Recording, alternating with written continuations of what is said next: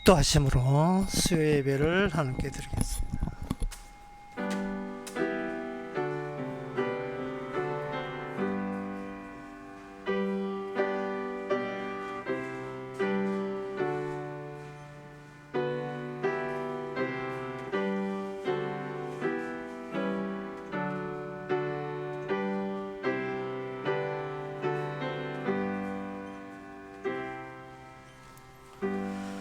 하늘의 하늘도 찬양하며 하늘 위에 있는 물들도 찬양할지어다.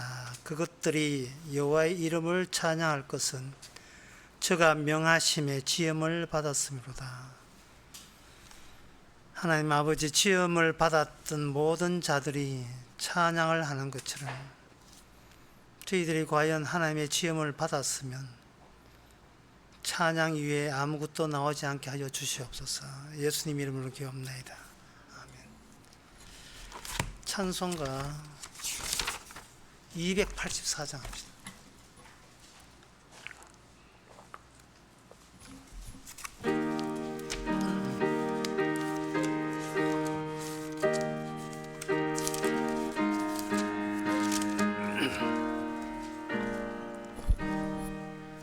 주 예수 해변서 떡을 떼서 우리를 먹이어 주심같이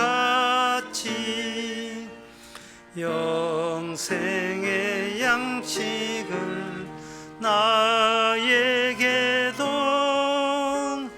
풍족히 나누어 주옵소서. 생명의 말씀이 나의 주여, 목말라 주님을 찾나이다. 해변서 무리를 먹임같이 갈급한 내 심령 채우소서. 내 주여 진리의 말씀으로 사슬에 얽매인 날 풀어서 내 맘의 평화를 누리도록 영원한 생명을 주옵소서. 성령을 내 맘에 보내셔서 내 어두운 영의 눈 밝히시서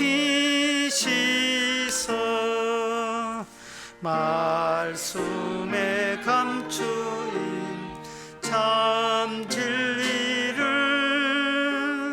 깨달아 알도록 하옵소서.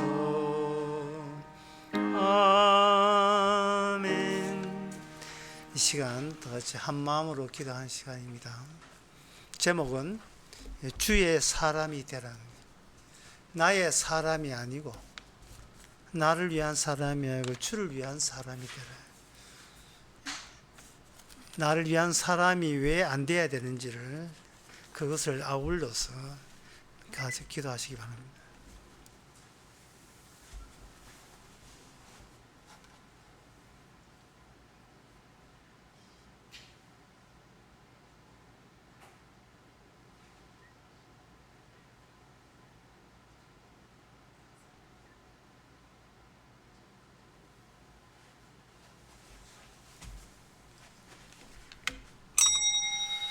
하나님의 아버지, 세상 돌아가는 모든 것이 나 좋아랐고 나 유리하도록 돌아가지 않음을 깨닫게 하여 주시옵소서. 이는 우리가 얼마나 나의 사람이 되기 위해서 온 신경을 다 쓰고 있음을 주께서 너무 잘 아셨어요. 이제는 나의 사람이 아니고 주의 사람인 것을 어떤 일이 일어나더라도 주께서 일으킨 일인 것을 인정하는 쓰임받는 저희들 되게 하옵소서. 예수님의 이름으로 기도합나이다.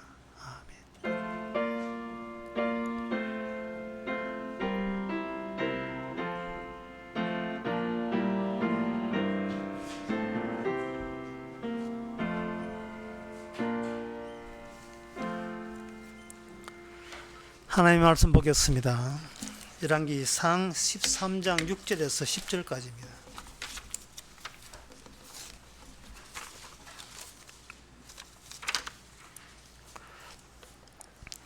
왕이 하나님의 사람에게 말하여 가로되 청컨대 너는 나를 위하여 내 하나님 여호와께 은혜를 구하여 내 손으로 다시 성하게 기도하라.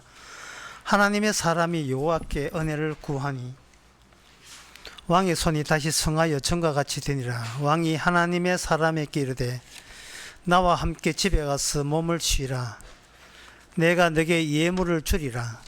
하나님의 사람이 왕께 대답하되 왕께서 왕의 집 절반으로 내게 준다 할지라도 나는 왕과 함께 들어가지 아니하고 이곳에서 떡도 먹지 아니하고 물도 마시지 아니하리니 이는 곧 여호와의 말씀이 내게 명하여 이르시기를 떡도 먹지 말며 물도 마시지 말고 왔던 길을 도로 가지도 말라 하셨음이라 하고 이에 다른 길로 가고 자기는 자기가 베델에 오던 길을 쫓아 돌아가지 아니하니라. 아멘. 지금 선지자가 남쪽에서 온 선지자죠. 어디 가서 활동하느냐? 북쪽에 가서 활동하게 했습니다. 근데 그가 선지자가 갈 때 그냥 빈손으로 가는 게 아니죠. 하나님의 말씀을 담아서 북쪽으로 갔습니다. 하나님의 말씀이 선지자에게 주된 내용이 되고 그냥 선지자는 말씀이 이끄는 대로 그냥 전달할 뿐입니다. 근데 그 전달한 사람이 에 대해서 하나님이 오늘 이렇게 이야기합니다. 물도 마시지 말고 밥도 먹지 말고 왔던 길로 되돌아가지 말고 그렇게 하라. 떡도 먹지 아니하고 물도 마시지 아니하고 왔던 길로 돌아가지도 말라고 이야기했어요. 하나님께서 이미 선지자가 말씀을 가지고 북쪽으로 갈 때 어떠한 상황이 일어나는지를 주께서 다 알고 계셔요. 그런데 이 북쪽으로 갔던 이 남쪽 선지자는 하나님께서 왜 미리 그걸 당부했는지 그 이유에 대해서는 본인이 모르고 있습니다. 그 이유는 나중에 이제 나타나지만 이유는 이것입니다.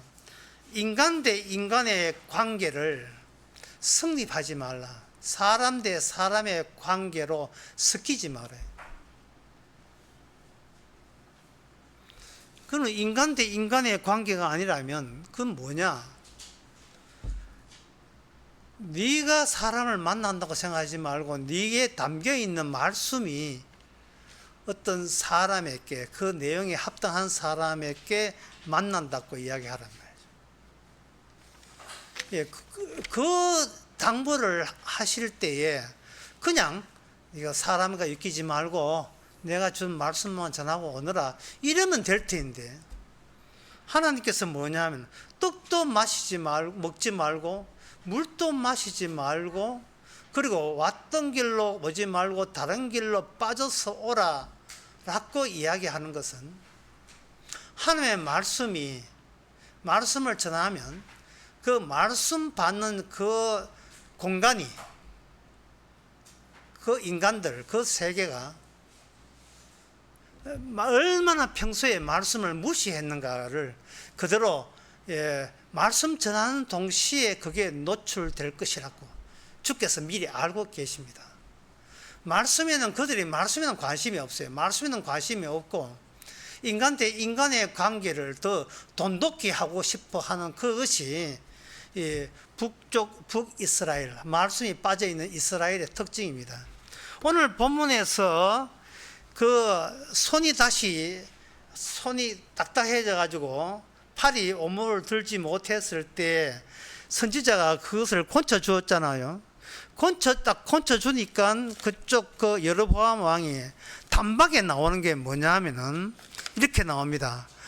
당신이 나에게 이렇게 큰 은혜를 줬으니 내가 우리 집에 가서 몸을 쉬고 내가 예물을 주리라. 그렇게 나와요. 그러니까 그 왕은 무엇을 착각하고 있냐 하면은 하나님의 말씀이 자기한테 유리하게 작동하고 작용할 거라고 그렇게 생각하고 있었던 거예요.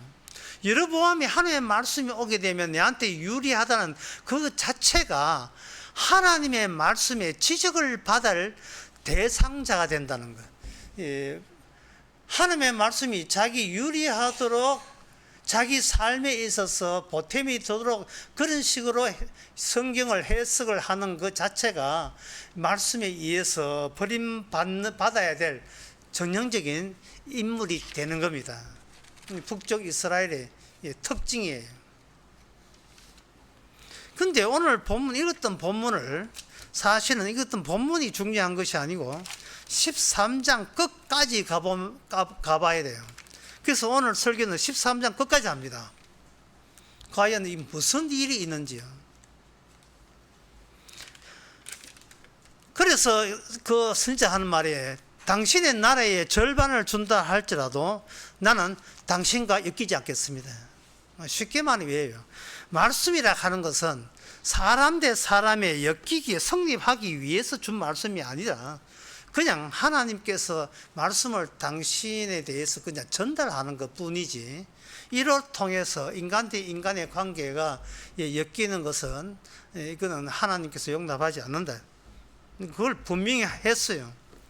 분명히 했는데 11절에서 보면 그 베델, 다시 말해서 북이스라엘에 늙은 선지자가 살더니 그렇게 돼 있어요. 그 늙은 선지자가 있는데 그 아들들이 와서 하나님의 사람이 그 우리 왕 여로보암 왕을 만나고 이런 놀라운 기적을 베풀어 일어났습니다 라고 하니까 그 늙은 선지자가 하는 말이 야 이거 진짜 하나님의 선지자 나타났다. 그렇다면 내가 그 사람을 만나서 그 사람과 좋은 관계를 해가지고 쉽게 말해서 하나님의 길을 나도 선지자니까 길을 받아가지고 선지자 노릇을 제대로 한번 해보겠다 이런 마음을 가지고 마중을 나갔어요. 마중을 나가는데 그 사람을 만났어요. 그 사람이 14절에 상수리 나무에 쉬고 있으니까 딱 다가와서 하는 말이 우리 집에 가서 같이 떡도 먹으면서 나와 함께 이야기도 하고 좋은 관계 해봅시다. 저도 선지자입니다. 소문 듣고 이렇게 대단한 일을 하셨다면서요. 그렇다면 같이 떡도 먹고 이렇게 해봅시다. 이렇게 하니까 그 남쪽 선지자가 하나님께 지시받은 대로 16절에 이렇게 합니다. 내가 이곳에서 그대와 함께 떡도 먹지 아니하고 물도 마시지 아니하니니 이는 여호와의 말씀에 내게 이르시기를 내가 거기서 떡도 먹지 말고 물도 마시지 말고 또 오던 길로 돌아가지 말라 하셨음이라 라고 분명히 하나님께 받은 내용을 이야기를 했어요. 이야기를 했는데 이러면 야 이게 남쪽 선지자가 참 시도가 먹히는구나, 진짜 선지자 맞는 모양이다 이렇게 생각할 거 알겠습니까? 하나님의 지시대로 움직이는구나.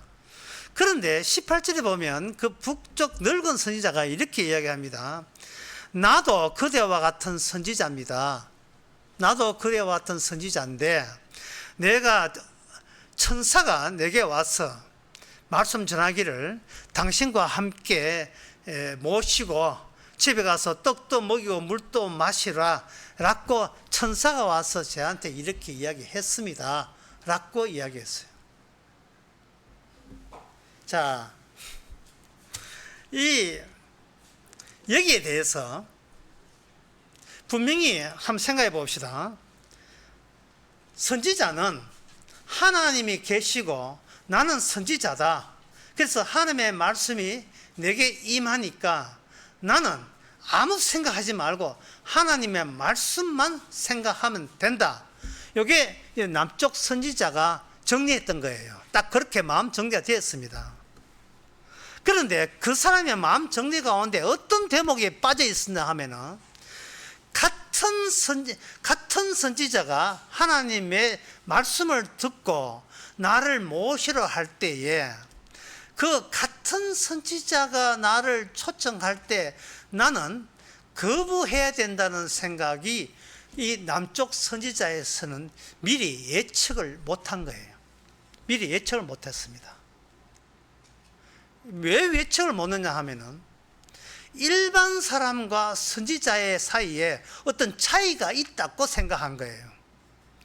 일반 사람들은 하나님의 천사의 말씀이나 하나님의 말씀이 안 오지만 선지자에게는 특별히 하나님의 말씀이 오는 사람이다 라고 생각한 거예요. 그런데 이 생각으로 인하여 결과적으로 어떻게 되는가? 남쪽 선지자는 죽습니다. 그런데 그냥 죽지 않아요. 길에 가서 사자한테 물려서 죽어요. 길에 한 사자 있잖아, 사자. 라이언한테 물려서 죽습니다.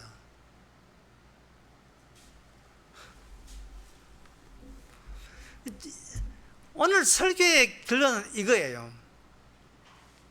하나님의 말씀을 전할 때 말씀 전하는 선지자가 시킨 대로 말씀만 전하면 된다. 사람들은 그렇게 알고 있습니다. 아닙니다. 선지자는 자기가 전한 말씀이 어느 정도로 대단한 말씀인지를 알기 위해서 본인이 그 말씀으로 인하여 말씀을 안 받았으면 몰랐는데 말씀을 받은 그것을 인하여 본인이 말씀에 위배된 자로서 규정받아서 죽음으로써 말씀 쓰는 인간을 살린다는 이러한 상식적인 것을 하나님께서는 제거합니다. 상식적인 것을 제거해요.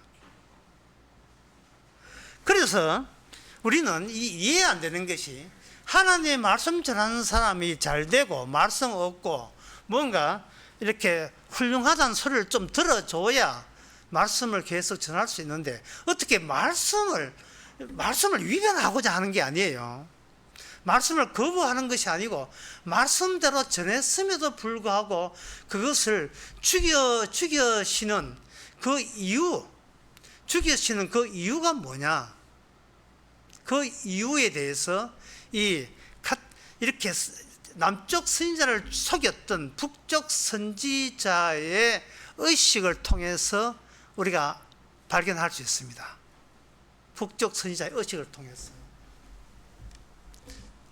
북쪽 선지자는 자칭 선지자 맞아요. 맞는데 여기에 뭐라고 하냐면 속였다고 되어 있어요. 18절에 그러게 떡을 먹이고 물을 마시오라 하였느니라 하니 이는 그 사람을 속였다고 되어 있어요. 속였다는 말은 선지자가 선지자 역할을 하는 것은 있고 하나님의 말씀은 내가 요청한다고 말씀이 오는 게 아니잖아요. 그런데 이 선지자에게 남쪽 선지자의 소문을 들어보니까 진짜 그 선지자는 하나님의 말씀이 와서 움직이고 있는 사람이라는 것을 알게 되었어요. 그렇다면 그 사람과 내가 친하게 지나면 이렇게 연락하고 지나면 나는 졸지에 영역이 있는 선지자와 아는 사람과 엮이게 되어 가지고 엮여서 나도 그 사람 덕분에 선지자를 대우한 바른 선지자라는 것을 대외적으로 알 수 있는 기회가 되는 거예요. 그런데 제가 처음에 이야기했듯이 하나님의 말씀을 전할 때 사람하고 엮이지 말라고 했잖아요. 이 사람하고 엮이지 마라 하는 이 대원칙은 우리가 여기서 창세기 3장 24절을 다시 한번 볼 필요가 있어요. 하나님께서 에덴에서 사람을 쫓아내시고 근본된 사람을 쫓아낸 거예요. 하나님께서 누굴 쫓아냈다고요? 사람을 쫓아낸 거예요. 안일하게 들으시면 안 됩니다. 말씀의 역할은 뭐라고요? 사람을 말씀에서 쫓아내는 게 말씀 자체의 역할입니다. 그 말씀 쫓아내시고 그 다음에 생명나무 가는 길을 오지 못하도록 주님께서 이걸 차단했어요. 차단해버렸어요. 그러면 한번 생각해 봅시다. 선지자라 하는 것은 말씀이 왔다. 우리의 상식입니다. 선지자라는 것은 말씀이 왔다 라고 할 때 사람들은 어디를 보는가 하면 말씀을 주목한 게 아니고, 야, 다른 사람에게 오지 않는 그 귀한 말씀이 선지자에게 왔기 때문에 그 선지자는 특별한 사람이라는 인식, 보통 사람이 아니고 특별한 사람이라는 인식을 갖게 될 것이 분명하죠. 그러면 제가 아까 이야기한 대원칙, 말씀은 누구를 찬다?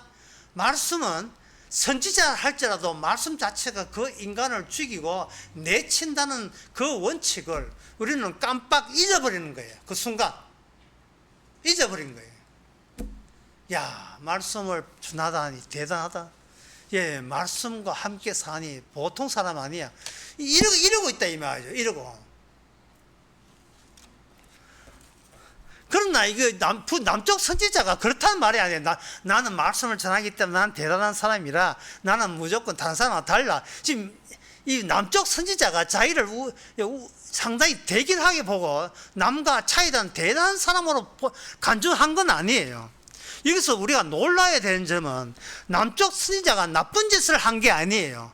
나쁜 짓은 한 게 아닌데 하나님이 그 말씀의 가치, 진가를 드러내기 위해서 나쁜 짓 생각을 한 적도 없는 말씀을 실어나가는 역할만 한 그 선지자를 그 말씀에 의해서 기어이 죽였다는 거예요. 그것도 그냥 자연사 한 것이 아니고 사자가 와서 물어 죽였다는 겁니다.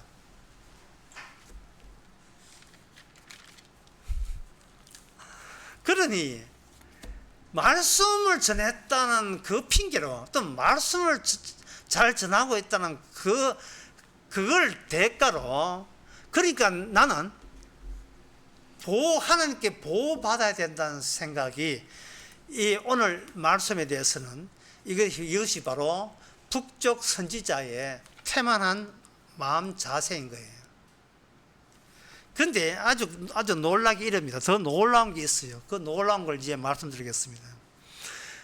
북쪽 선지자가 자기의 공허함을 채우기 위해서, 선지자로서의 공허함을 채우기 위해서 말씀을 잘 전한 남쪽 체험을 대우해서 서로 인간 대 인간으로 섞여보려고 시도하는데, 그 다음에 하나님의 말씀이 들어왔습니다.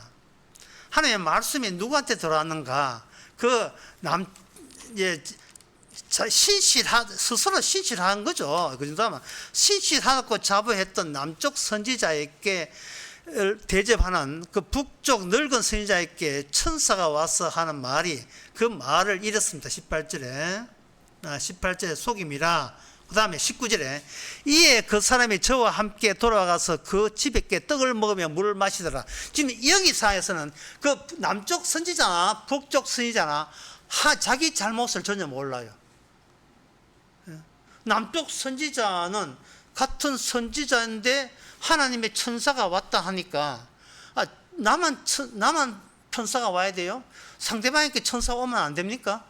이게 나만 와야 되고 상대방 안 온다 하는 것은 교만한 마음이잖아요. 그 정도는 남쪽 선지자가 안다는 거예요. 그러니까 북쪽 선지자가 하나님의 천사가 왔다 하니까 그걸 존중하고 인정해 주는 거예요. 그래, 나는 선지자 아니야. 저 사람도 왜 선지자 될 수 있어? 하나님의 뜻이 그렇다면 이거는 하나님의 뜻이 충돌을 일으키지 않으니까 내가 대접해야 되겠다. 이렇게 간 겁니다. 갔는데 20절에 저희가 상 앞에 앉았을 때 여호와의 말씀이 그 사람을 데려온 선지자에게 임하니, 이게 중요한 거예요. 이게 중요한 거예요.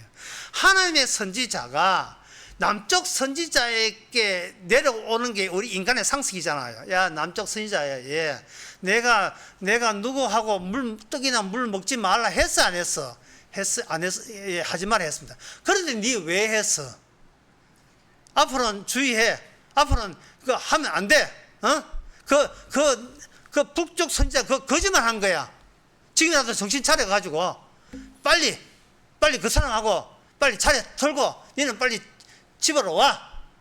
안 그러면 난 너 죽일 거야. 빨리 집에 와.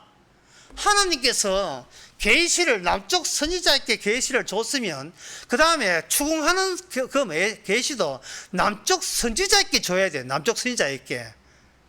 이게 우리가 생각하는 상식이 맞아요.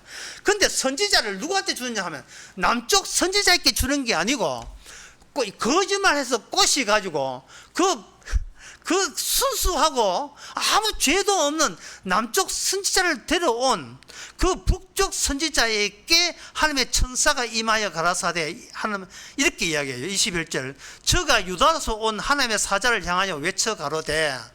여러분 이 상황을 다시 설명해 드릴게요. 둘이 앉아 있는데 하나님의 말씀이 저 유다의 남쪽에 온 게 아니고 착한 사람에게 온 것이 아니고 못돼 먹은 북쪽에게 말씀이 와가지고 그 다음에 뭐냐, 북쪽 선지자가 남쪽 선지자를 하나님의 책망하는 그 역할을 못돼 먹은 속임을 북쪽 선지자가 그 사람 보고 한다고요. 북쪽 선지자가 하나님을 대신해서 지금 지적하고 있는 거예요. 네가 하나님의 말씀을 어기며 여호와께 네가 명령을 지키지 아니하고 돌아와서 네가 떡도 먹지 말고 물도 마시지 말라 한 곳에 떡을 먹고 물을 마셨으니 내 시체가 내 열조의 묘시에 들어가지 못하리라 하셨느냐 하더니 자기가 데려온 선지자가 떡을 먹고 물을 마신 후에 그를 위하여 안장에 주으니라. 그러니까 이걸 보고 하나님의 살아계신 하나님의 말씀을 들은 이 북쪽 선지자가 얼마나 놀랐겠습니까? 잘못은 누가 했어요? 잘못은 본인이 했다고요. 본인이 악한 역할을 했잖아요. 그러니까 본인이 시급한 거예요. 남쪽 선지자는 죄가 없는데 자기가 꼬셨잖아요. 꼬셨으니까 꼬셔서 하는 말이 당신 말도 더듬어야 돼요. 당신 이제 하나님 죽인대. 그러니까 놀래가 북쪽이 말씀을 전하는 당사자 북쪽에 놀래가지고 어서 집에 가세요. 집에 갔는데 24절에 보니까 그 사람이 가더니 사자가 길에서 저를 만나 죽임에 그 시체가 길에 버림받으니 나귀는 그의 곁에 섰고 사자도 그 곁에 섰더라. 죽었습니다. 죽었어요. 굳이 하나님께서 굳이 죽일 것까지 뭐가 있어요? 네, 주의하라 했지. 왜? 그리고 남쪽 선지자가 그렇게 죽을 죄를 지었습니까? 자기는 시킨 대로 했고 북쪽 선지자도 우리 인간적으로 했으면 안 했지요. 하나님의 천사의 말을 들었다 했으니까 남쪽 선지자가 억울하게 속아 넘어간 거지 나쁜 짓을 한 건 아니잖아요. 남쪽 선지자가 나쁜 짓을 한 게 아니에요. 북쪽 선지자도 그다지 우리 인간 보기 그다지 나쁜 짓도 한 거 아니에요. 지금 성경을 보면서 우리가 납득이 안 되는 것은 왜 하나님은 인간을 죽이려고 하느냐 하는 그 점이에요. 인간을 왜 죽이는가?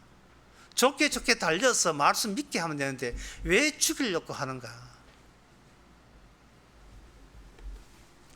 그것은 인간 자체가 말씀과 엮일 수 있는 어떠한 연결 지점이 없다는 것을 하나님께 말씀을 통해서 다시 되새겨 주는 겁니다. 말씀을 전하는 선지자나 말씀을 받는 인간이나 어떤 인간도 하나님의 말씀과 동떨어진 존재라는 사실, 이걸 아셔야 돼요. 그러면 그 동떨어진 인간이 하나님과 동떨어졌다면, 그러면 하나님과 동떨어진 인간은 그동안 하나님의 말씀과 상관없이 뭐하고 사느냐? 그 동떨어졌으니까 하나님의 말씀과 관계없으니까 뭘 살아야 되지 않습니까? 그러면 그 일상생활 통해서 뭐하고 사느냐 말씀드릴게요. 인간은 인간관계와 인간과 만남에서 자기의 허함을 채우는 식으로 살아가고 있습니다. 그게 바로 북쪽 선지자가 평소에 일상에 했던 그 행동을 남쪽 선지자에게 그렇게 한 겁니다. 당신은 훌륭한 선지자인데 나도 선지자니까 우리 좋은 관계 한번 해봅시다. 이거는 평소에 자기가 아무 나쁜 짓하고는 생각 들지 않고 그냥 평소에 하던 대로 한 게 인간인데, 인간의 관계를 자기는 맺을 권한과 자격이 있다고 하는 겁니다. 사람이 사람을 만나는 자격과 권한 과연 있을까요? 인간은 없습니다. 왜 인간에게는 사람을 만나도 그게 소용이 없느냐 하면은 창세기 4장에 그 이유가 나와 있습니다. 창세기 4장에 가인 이야기가 나오는데 4장 가인에 보게 되면 가인이 동생을 죽였잖아요. 하나님은 가인을 죽이지 않아요. 살려둬요. 살려주는 대신 가인에게 벌을 줍니다. 그 벌이 뭔가 4장에 보게 되면 이렇게 되어 있어요. 12절부터 벌이 나오는데 너가 밭가라도 땅이 다시는 효를 주지 아니할 것이고 네가 땅을 피하여 유리하는 자가 되리라. 가인이 여호와 가라되 내 죄벌이 너무 중하여 견딜 수 없나이다. 여기 이 말 13절에 하나님께 벌을 냈는데 그 벌을 듣고 난 뒤에 가인이 하는 반응이 뭐냐? 이 벌은 쟤한테 너무 과한, 너무 심한 벌을 주었습니다 했는데 우리가 또 볼 때 거기 그렇게 심한 벌로 느껴지지 않지요. 그러면 도대체 가인은 어떤 점에서 내가 심한 벌이 되느냐 하면은 이겁니다. 네가 유리하는 떠도는 사람이 된다는 요점, 네가 떠도는 사람이 되리라. 이것이 가인에게는 큰 중벌로 여겨지는 거예요. 왜 떠도는 것이 왜 가인에게 그렇게 심한 아픔으로 마음의 상처로 다가오느냐 하면은 자기의 허한 마음을 채워줄 수 있는 방법이 사람 외에는 없었기 때문에 그래요. 사람 외에는. 가인이 하나님을 믿었거든요. 가인이 하나님을 믿었던 이유가 자기의 공허감을 채우기 위해서 하나님 믿었어요. 자기의 허한 마음을.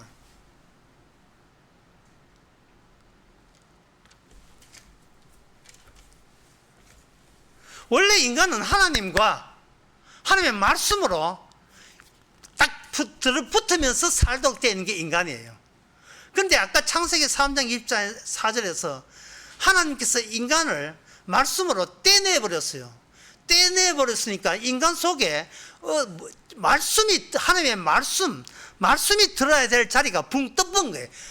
허하게 비어 있는 거예요. 그 비운 것을 인간은 뭘로 채우느냐 하면은 같은 인간의 마음으로 채우는 겁니다. 예를 들면 이렇습니다. 사람들의 일상생활은 뭐냐 하면 마음 맞는 사람과 사귀기 위해서 사람들을 이렇게 자기한테 끌어당기기 위해서 일상생활을 살아가요. 혼자 사는 것이 외로우니까, 고독하니까. 그래 쭉 당겨 본다고요. 하나 어떤 터키 영화를 예를 들면 터키 영화에 보면 이랬어요. 먼 친척간이 있는데 친척간에 남자 둘이가 살아요. 그런데 그 동생 되는 사람은 직장이 폐쇄돼 가지고 금융위기 때문에 폐쇄돼 가지고 쫓겨나고 할 것이 없고 고향에 엄마는 아파 누워 있어요. 약값이 들어간다고요. 그래서 그 사람은 돈을 벌기 위해서 그 터키의 서울 같은 데가 이스탄불입니다. 이스탄불에 있는 자기 먼 친척벌에 한다 해가지고 거기서 한 일주일 있으면서 자기가 취직하려고, 이스탄불 도시가 크니까 취직하려고 가요. 취직해보려고 하는데 그 자기가 할 수 있는 게 뭐냐면 딴 게 없으니까 선언해가지고 선언해서 해볼까 하고 일자리 찾으러 가는데 그 배 회사에서 우리 사람 쓰지 않습니다. 이래 된 거예요. 그 영화에서 뭐냐 하면은 먼 친척인데 낯선 남자 두 사람이 한 집에 살아요. 한 집에 살면서 둘이 사는 게 그렇게 분명히 혼자서 둘이 살면 반갑고 이래야 되는데 그 공허함에 그 고독감에 둘 다 미쳐나가는 거예요. 미쳐버리는 거예요. 그 신발 나라나 하려 했지. 신발 화장실에 그 물레라고 볼일보고 물레 했어 안 했어? 이 촌에서 온 사람은 그런 걸 자기 식대로 살아가는 거예요. 근데 이거 원래 주인들은 좀 사는 그 먼 친척들은 나이 많은 형님은 자기 방식이 있는 거예요. 자기 방식이 있고 그 자기 방식을 자기 아는 사람으로 채웠고 동생은 동생 방식에서 아는 사람을 채웠는데 그 둘 다 그 방식이 그 아는 그 형님은 그 형 되는 사람은 전에 그 부인이 있었는데 부인하고 이혼하고 이제 부인이 다른 남자 만나가지고 이제 카나다 이민을 가버리고 자기는 그만 구멍이 또 뻥 뚫렸어요. 둘 다 구멍이 뚫린 거예요. 둘 다 구멍 뚫린 그 영화가 그렇게 지루해요. 둘 다 구멍 뚫린 두 사람이 한 집에 살면서 그 공허감을 뭘로 메꿉니까? 메꿀 방법이 없어요. 메꿀 방법이 없습니다. 그 감독이 이제 상 받았는데요. 그 감독이 하는 이야기가 현대인들은 도대체 나한테 뭐가 문제냐는 모르고 자꾸 마음 맞는 사람만 자꾸 찾아다니는데 예를 들면 그 부부도 마찬가지고 친구도 마찬가지예요. 어떤 사람을 이렇게 같은 교인들도 마찬가지예요. 이렇게 안 그래도 교회 왔잖아요. 교회 와서 이야기를 나눈다 해요. 나누게 되게 되면 이걸 아셔야 돼요. 어떤 사람을 안다는 것은 그 사람을 통해서 내 공허함을 채우려고 이렇게 잘해주려는 의도를 갖고 있지만 무엇도 받아들여야 되냐 하면 그 사람이 갖고 있던 공허감도 같이 받아줌으로써 전에 있는 공허함보다 직경이 반지름이 구멍이 더 커졌어요. 아무리 채우려고 해도 채울 수가 없어요.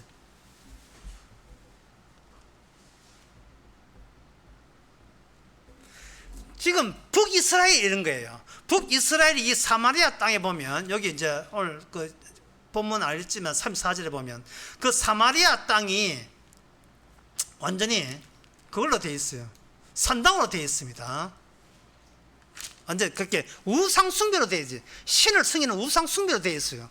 그런데 그 북이스라엘의 그 우상숭기는 그 사마리아 땅부터 해서 예루살렘, 베들, 북쪽 이스라엘의 대표자가 누구냐? 여로보암 왕이에요. 여로보암 왕이 하나님을 안 믿는 게 아니에요. 여호와를 안 믿는 게 아니고 믿는데 자기의 공허함을 채우기 위해서 하나님을 믿은 겁니다. 그게 말씀이 없는 거짓 선지자나 말씀이 없는 가짜 제사장 만날 때는 그냥 통했어요. 얼추 그냥 그런 식으로 넘어갔어요. 그러나 진짜 말씀만 생각하는 사람을 딱 맞으니까 당신의 나라에 절반을 준다 할지라도 하나님의 말씀에 당신과 엮이지 말았고 분명히 당부했다.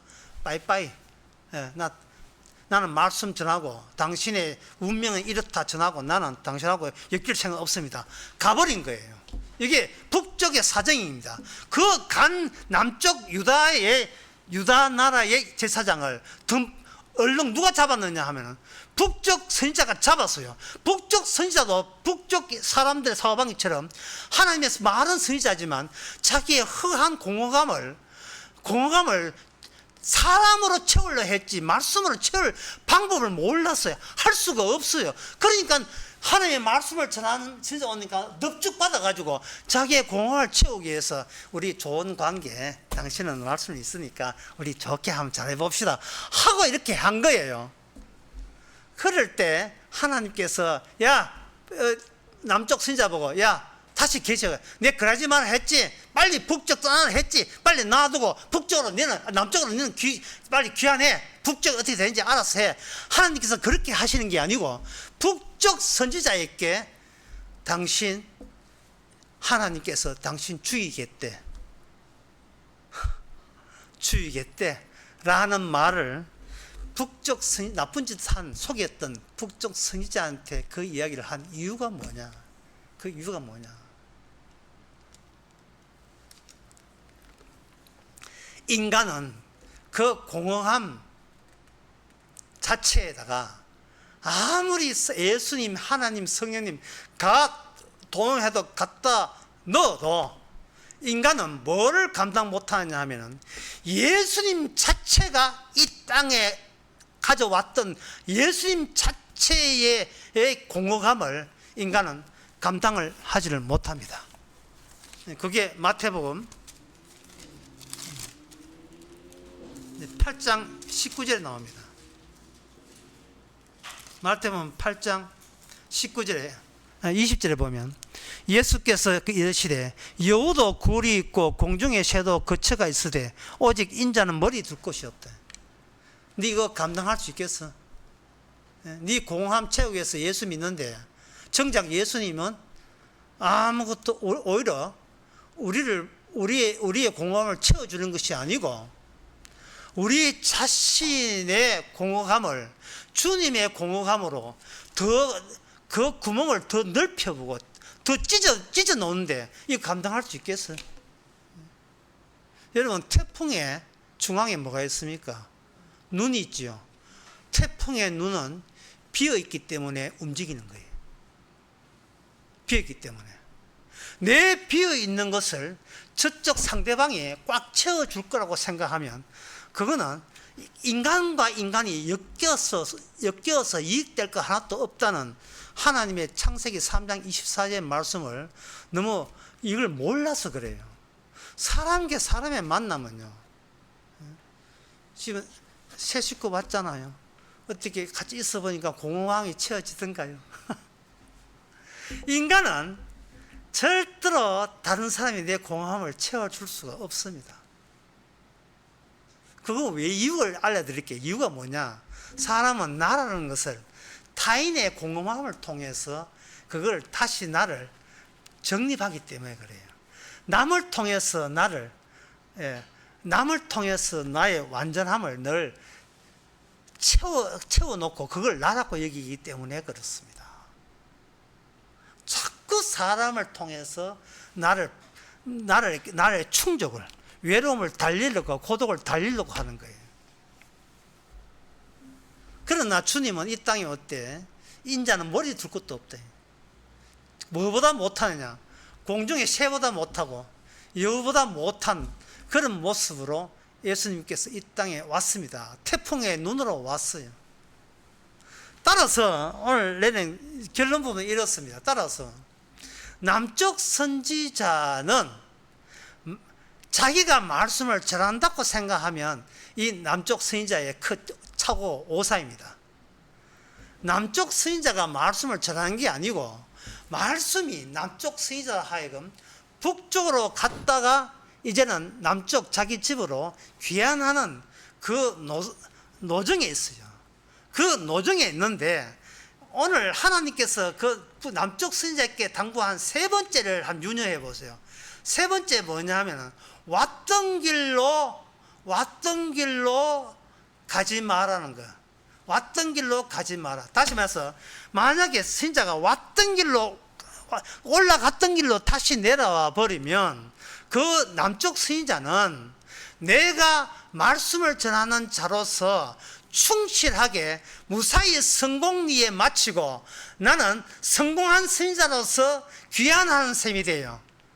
하나님께서는 말씀을 전하는 자 자체도 그 말씀에 성공리에 마쳤다는 것을 하나님께서 넣어주지 않습니다. 말씀의 공허함은 누가 채우느냐? 그것은 어떤 인간도 말씀의 공허함은 채우지 않고 말씀 자체가 말씀의 공허함을 채웁니다. 그러면 이 남쪽 선지자는 말씀 전하고 죽어버렸으니까 북쪽의 죄를 드러냈다 하는 것은 그거는 성과라고 보지만 그런 성과에 대한 보상, 그 보상은 그럼 남쪽 선지자는 없잖아. 본인이 사자에 물려 죽으시니까 없지 않습니까? 여러분 이렇게 생각할 거예요. 그러나 그렇지 않습니다. 남쪽 선지자가 사자에 물려 죽는데 그게 그 사람에게 보상이었어요. 말씀의 보상은 말씀대로 죽임을 당하는 그보다 다른 보상은 없습니다. 다시 말해서 남쪽 선지자의 속에 있는 그 상처, 공허함, 고독, 외로움은 말씀에 이끌려서 말씀 자체가 그걸 채워져야 되는 거예요. 그 채워지는 게 어디에 나오냐 하면 열왕기하 23장 18절에 나옵니다. 18절에 이런 말씀이 있습니다. 네, 지난 세대 했는데 다시 한번 보면 17절부터 보면 요시아가 이르되 내가 보이는 것은 무슨 비석이냐 성읍 사람들이 고하되, 이건 300년 후에 요시아 왕 때 이야기입니다. 저게 무슨 비석이냐 성읍 사람이 고하되 왕께서 베델의 단을 향하여 행하신 이 일을 전하려 유다에서 왔던 그 사람의 묘실입니다. 18절에 가로되 그대로 두고 그 뼈를 옮기지 말라. 요겁니다. 그대로 두고 그 뼈를 옮기지 말라. 다시 말해서 남쪽 선지자는 하나님의 말씀에서, 말씀에 의해서, 본인이 죽고 싶은 게 아니고 말씀에 의해서 죽었다는 그 자체로서 그 남쪽 선지자는 구원받은 겁니다. 그 선지자의 죽음 자체가 하나님의 계시에 포함되니까. 자, 이렇습니다.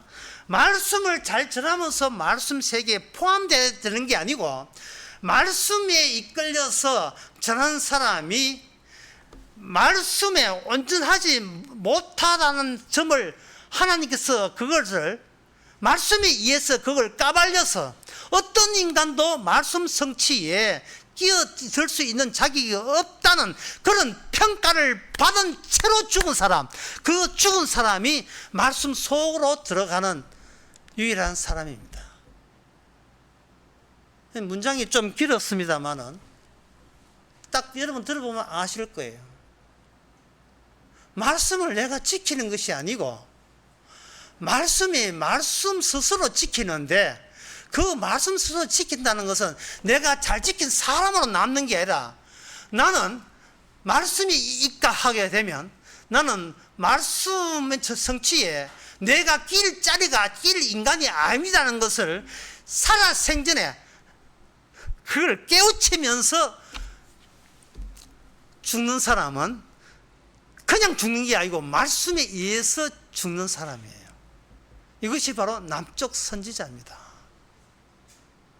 말씀은 말씀에 의해서 스스로 이루어진다. 이것을 바로 남쪽 선지자와 북쪽 선지자의 만남을 통해서 하나님은 이스라엘을 조짐으로써 이스라엘을 하나님께서 말씀에 의한 이스라엘을 말씀을 통해서 따로의 죽음 형식으로 이스라엘을 성취한다는 것을 오늘 본문을 통해서 알려줍니다. 기도하겠습니다. 하나님 아버지, 저희들 우리 자신을 다시 한번 생각해 보게 하옵소서. 생명나무로 떨어진 상태에 있으면서도 아직도 우리 주장이라는 것이 과연 할 수 있는 자격자가 된 것처럼, 어디가 권리가 있는 것처럼 곡해했습니다. 이제는 말씀을 지킴으로써 어떤 이익을 얻을 생각하지 말고 말씀에 의해서 죽는다면 죽으면 죽으리라는 그 자체가 성도의 고백인 것을 깨닫게 하옵소서. 예수님의 이름으로 기도합나이다. 아멘. 찬송가 273장 합시다.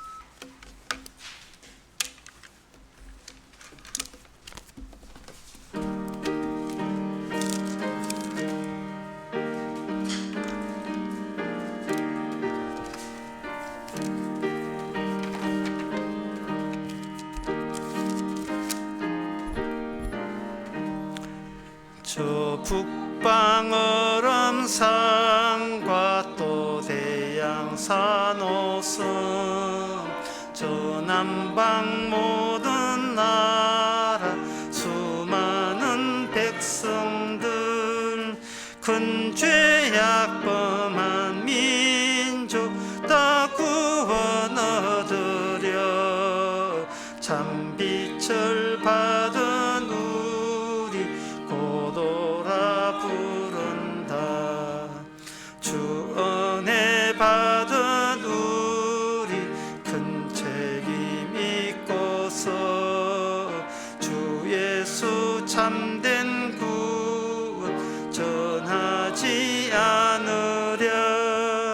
온 세상 모든 백성 참 구원 얻도록 온몸과 재산 드려 이 복음 전하자.